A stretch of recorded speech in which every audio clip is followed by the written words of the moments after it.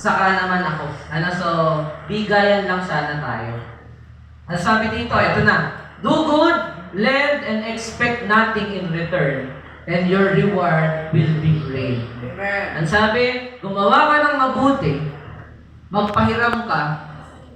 Anong sabi? Huwag kang mag-expect ng kapalit. Hindi lang po pera ang pinapahiram. Amen ba? Yung bang oras natin pwede ipahiram? Amen.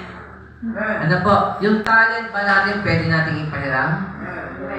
So, yan, si Lucky yan, tinuturo ako mag-gitara yan, pero walang bayad. Punta ka po sa mga music studio. Si Gian, so, sila Angel, so, although hindi ako magaling mag-drums, pero alam ko yung idea.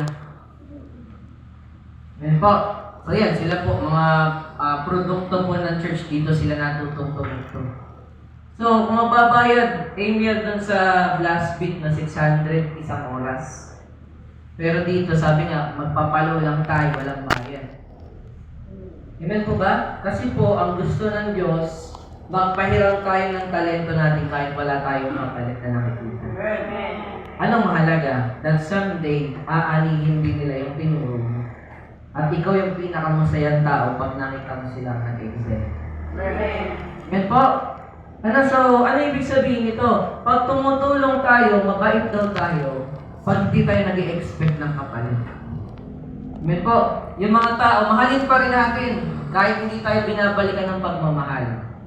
Tama po ba? May mga taong gano'n yung tipong ang hirap nilang mahalin.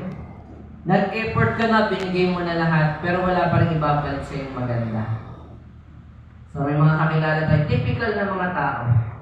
Pero ang sabi, kung mahal mo ang Diyos, okay lang. At least, gumaganda ang buhay niya. Amen. Ano po? Purihin po ang ating Panginoon. So, next. Number 3, mapagpakumbaba. Ayan. So, ano ba Tagalog po ng mapagpakumbaba? Humble. Ayan. Sabi natin, humble. Ayan.